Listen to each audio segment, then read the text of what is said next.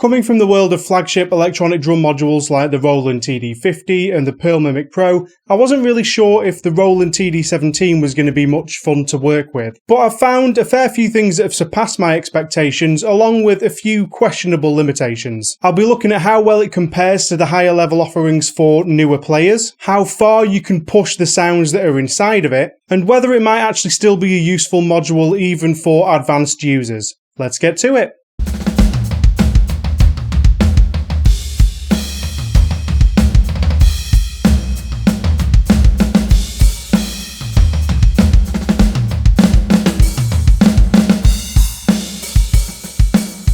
Hey, welcome back to the eDrum Workshop. I'm Luke and I hope you're having a great day. The Roland TD-17 module has been out for quite some time now, so there's already going to be a lot of users about. I wasn't really sure whether to bother doing a full review of the module at this stage of its life cycle, but the more that I've been using it to create kits, the more that I thought maybe the perspective of a more advanced user might be handy for some people. I bought the module on its own to develop kits for, so this is only going to be a review of the module, not of the full kit configurations. And I'm going to start off with a general overview of the module, then I'm going to dive into some of the specific features and sound options, along with what limitations I've found and what potential use cases this would have for different levels of eDrummer. So fortunately, to begin with, everything that you need to get going with the module on its own is contained within the box. You've got the power adapter, the combined cable snake, the module mount and the instruction manual. And I'm not going to lie, it took me longer than it should have to realise that this mount can be used two ways. Both off to one side or straight down. And I think that's a pretty handy way of working it because it gives some extra flexibility. That's a good design. It clicks into place quite nicely, but it does wobble a touch, which bugs me. And that's something that I'm going to expand on in a moment. There's also a little plastic tray holder that you can attach to allow you to mount your phone or a similar device. It comes with double-sided tape on it to stick it on with. I'm not really sure why they didn't just build that on as part of the design, but maybe having the option works better for some people. The build quality is okay.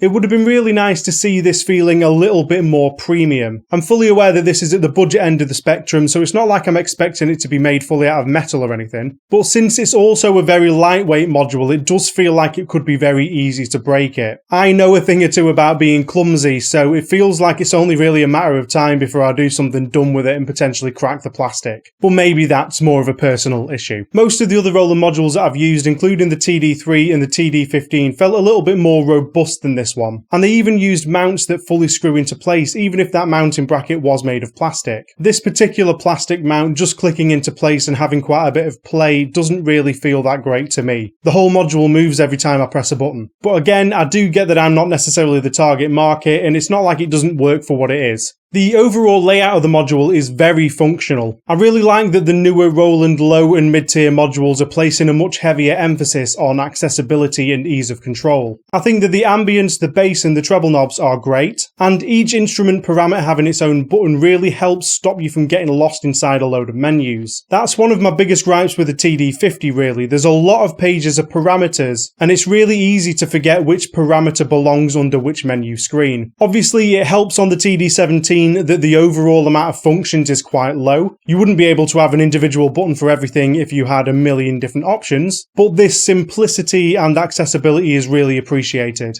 Slap bang in the middle of the module are the navigation buttons. You got your standard up and down, a big dial for scrolling, which you'll be doing a lot, and quick access buttons for the drum kit, the click, the coach mode and the song player, along with your enter and exit buttons. It's all very obvious standard stuff, but it's really helpful that it's right in the center. Now, something that's not noted on the front of the module is that the enter button actually doubles up as a shift button. Some Roland modules have this as a dedicated button, and what it does is it allows you to access a secondary function of different parameters. So for example, when you're using the pad selection button to the right, a button that's used to swap between pads to edit if you don't feel like hitting a pad to swap them, you can also swap between the head and the rim of the pad by holding enter when you press it. Also, if you hold enter while scrolling, you can also scroll in increments of 10 instead of 1 on some screens. This is really handy for fast parameter changes, and I find it weird that it's only mentioned in the manual and not anywhere on the front of the module. And then underneath the pad select button, you've got all the other instrument parameter buttons. I won't be going into any heavy depth with these because I'm going to do another video down the line about getting the best out of the Roland TD-17, but all of the standard instrument selection, tuning, volume and panning, and muffling options are here. There's also the user sample button and the other button. The first gets you into the menu for all things related to sample imports, and the second brings up a new menu screen for a bunch of other options like ambience, multi-effects, pad EQ, volume controls for specific things, MIDI note numbers, changing the name of your kit, saving and loading from the SD card, and the kit copy functions. Again, some of these options are going to get covered another time. And then up at the top you've got your setup button, which handles a lot of the module side settings. Things like Bluetooth compatibility as long as you don't have the L or Lite version of this module, settings for the SD card, additional options for the bass and treble knobs, like being able to change the frequencies that they boost or cut and by how much, which I think is a great option, pad settings, hi-hat calibration, extra MIDI options for things like program change, MIDI channels and MIDI through and whatnot, LCD screen options, USB options, auto power down settings, system info, and factory reset. These are all very standard settings on a lot of different Roland modules, and it doesn't really do anything in particular that stands out with them. And then the back of the module has your standard in and out stuff. This is all pretty limited, which is kind of expected at this price range, but I feel like it's a little bit more limited than it ought to be. There's the power port, a headphone output in the form of a mini jack, which actually threw a bit of a spanner in the works for me as my in-ear cable is pretty short,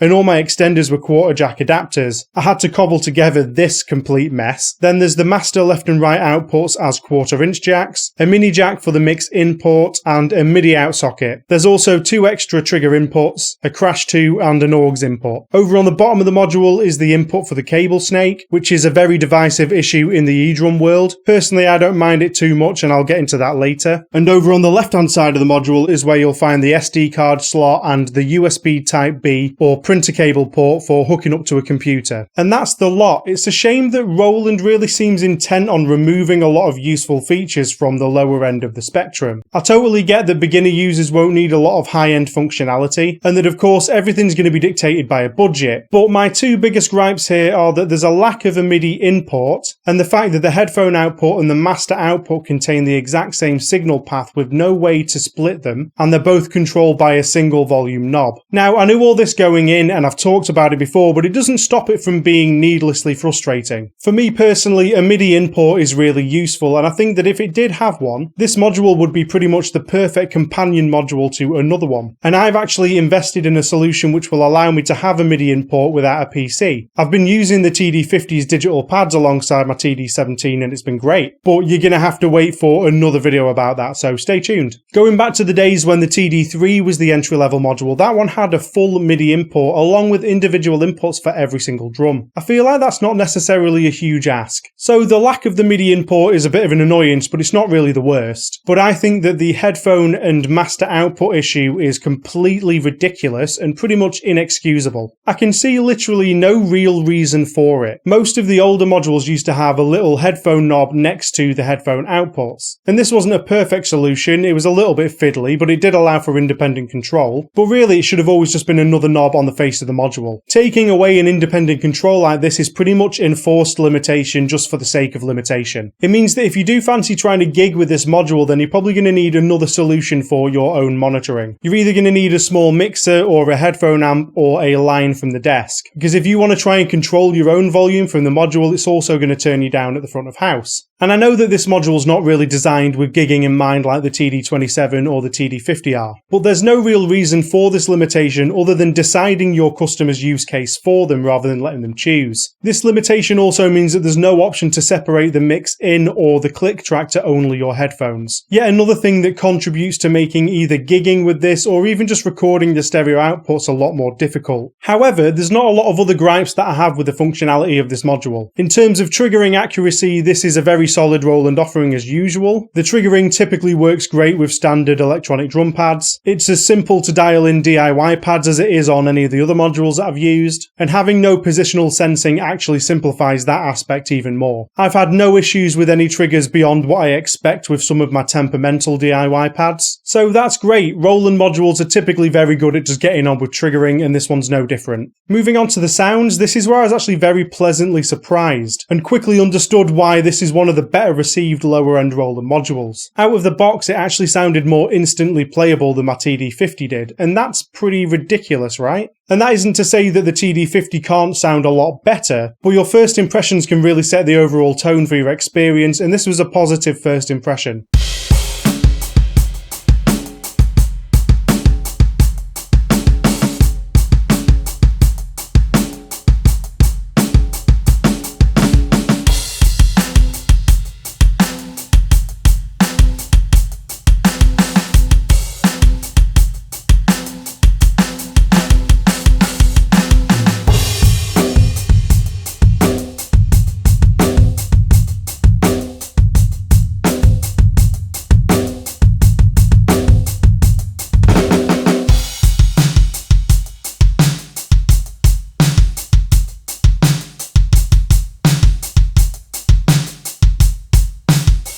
There's also a pretty varied instrument selection off the bat too. You've got quite a lot of acoustic style kicks, there's 19 of them versus the 7 that are inside the TD-50. There's a decent amount of more usable standard snare sounds, and a good handful of toms, hi-hats, rides, crashes and auxiliary cymbals, along with the usual processed electronic and percussion sounds. Nothing groundbreaking here, but a nice selection overall. Now, once you start digging a little bit deeper, it becomes more apparent why there's more instruments to begin with than on something like the TD-50. A lot of the acoustic kicks, for example, are variations like plastic beater kick, wooden beater kick, close mic kick, and these are all actually parameters that are adjustable on every kick drum inside the TD-50. So on a module like the TD-50, you can adjust overall more parameters for every single instrument that's inside, which leads to overall more flexibility. But I think that this approach on the TD-17 is really well thought out, and it's perfect for both beginners or people that aren't into tweaking sounds as much. It keeps things nice and simple while still giving you enough control over things like the tuning, the muffling,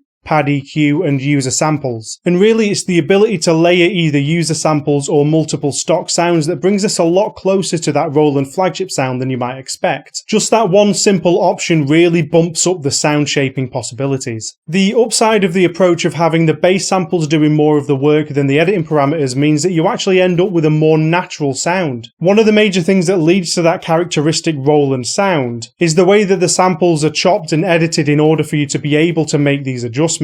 I think that having fewer options to meddle with means that you start off with a stronger bassist that doesn't feel quite as harsh, or at least that's what it seems like is happening to me. There are a couple of small downsides to this approach, of course. You can't push these samples anywhere near as far to create quite as many variations, and some of the samples, in my opinion, especially the cymbals, sound quite thin. I don't think I've ever found myself adding low end onto a cymbal sample before. Also, as somebody who's used to extra sound shaping options, I really miss having pad compression. A master compressor would be nice too, but I feel like pad compression really makes a huge difference in the playability of the sounds for me. I've actually ended up exploiting the lo-fi compressor multi-effect settings on a lot of the kits that I've made. You can sort of emulate a normal compressor with it, but it does also bring up some other issues that you have to solve too. Turns out that compression is quite a large part of what I like about the playability of electronic drum sounds. On the plus side, I'm a big fan of having a dedicated ambience knob. This is a feature that's never really been prominent on Roland modules of this level, and is a very welcome addition. And this is another sound design element that really helps add to the feeling of playing these kits. So having this ability to quickly bump this up or down to match your situation is something that I think that pretty much every module should have as a standard.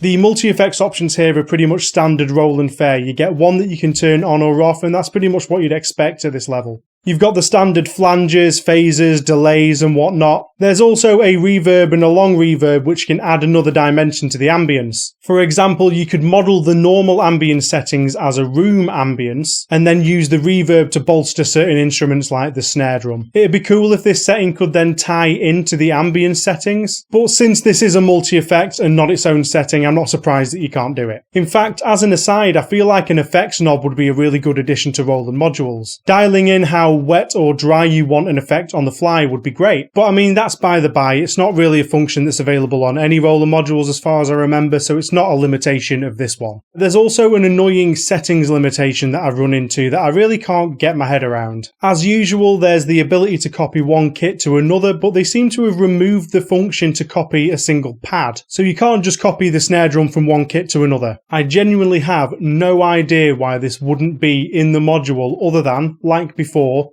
limitation for the sake of limitation. It's been in previous entry-level modules like the TD-11, and it's not really a feature that's going to sell you on an upgrade. You don't all of a sudden double your own budget just for this one feature. It's very fortunate that the sound tweaking options are pretty limited on this module, so it's not that difficult to dial in the same settings across different kits. Little things like this bug me more than missing larger features because they're understandable. This just seems really unnecessary. But overall, I've been happy with the sounds and the instrument editing options when compared to other previous Roland modules of this level. Things like pad EQ and the ambient settings are really handy, and the sample layering options really elevate this above anything else that Roland have offered at this price range before. When it comes to using this module either alongside a kit that isn't one of the pre-configured TD-17 options, or another comparable kit with a smaller footprint, you might start running into issues with the cable snake. I don't personally mind cable snakes on the lower or mid-tier modules as much as some other people do. I understand their usefulness for keeping down the form factor of the module and the simplicity, but I am happy to acknowledge the limitations too, and in this case for me it was the length of those cables. My kit is a reasonably large A to E style pad setup,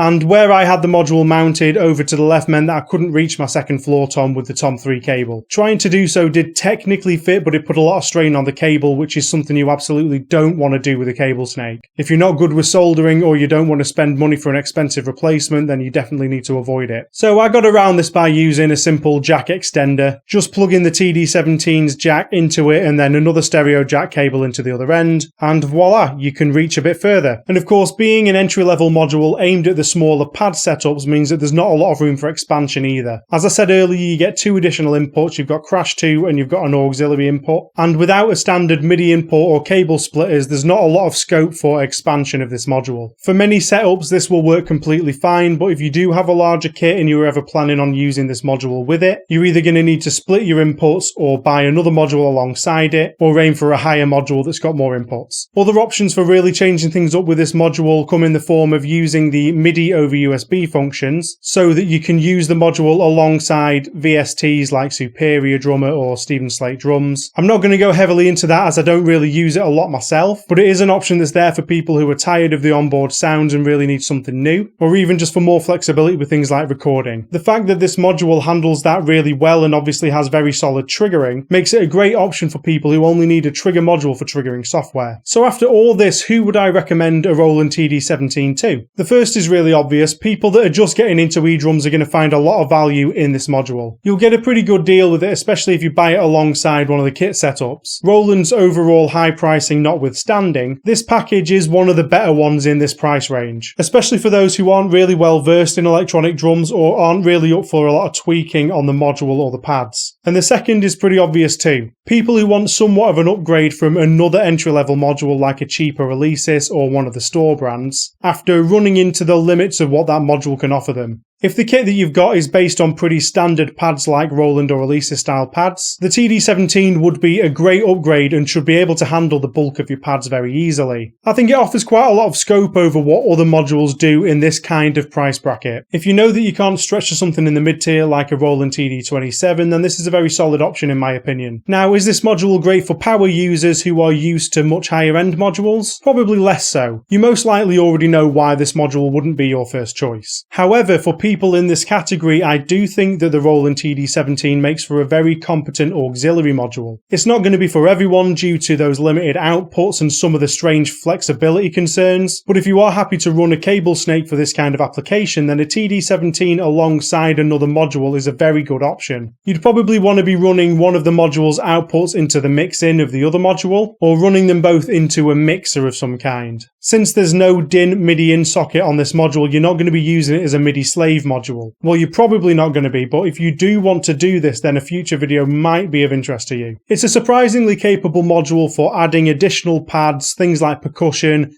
electronic sounds, or even just for sounds that are a bit more playable than some of the older Roland offerings, especially with the user sample import option. There are other options in this sort of ballpark price range like the 2-box Drumit 3, and that's a very capable module since you can load VSTs into it, but you do have to be aware that it takes a lot more tweaking than something like a Roland TD-17, and I'm actually kind of considering keeping the 17 down the line for this reason alone. And there's another niche use case that I think this might work for as well. Depending on who you are, the idea of downgrading your module might have crossed your mind, and this would make a decent contender in that category too. It sounds a bit weird, I know, but some people do like to stick with that kind of simplicity. If you're running a module that you know you're never going to use all of the features of, or you're just struggling to get your head around everything that it offers, the idea of a downgrade might be pretty appealing, and there's no shame in that. The TD-17 could be a good choice in that scenario. If budget isn't an issue though, then the TD-27 would probably be the best fit for this category. And of course you've got to keep in mind some of the limitations of the 17 compared to other options. And finally, if you want a cheap module with good triggering to control VST instruments, then this is a very solid option too. This module's been quite a surprise for me. I was actually expecting a lot less overall. There's definitely some frustrations to keep in mind, but it's been a lot of fun to play on, and for most people that will be the main factor. It's my favourite low-end Roland module to date, and if you can overlook some of these unnecessary limitations, it's pretty close to a perfect module for beginners or for adding alongside another module as an auxiliary. What do you think of what the TD-17 offers? Do you agree or disagree with my analysis on this? And what other modules would you suggest in this price range yourself? Let me know down in the comments. And if you are looking into getting a Roland TD-17, or you already happen to have one, my huge and heavy collection can give you some huge sounding kits. You can find out what this module is capable of over on the eDrumworkshop.com or from the video link in the description. If you enjoyed this video, please pop a like on it, subscribe to the channel if you want more content like this, and hit the bell to stay up to date with my uploads. If you want to learn how to improve your module sounds, check out any of the videos up on the screen, and you can also get updates in between these videos by following me on Instagram. Enjoy the rest of your day, and I'll see you in the next one. Cheers!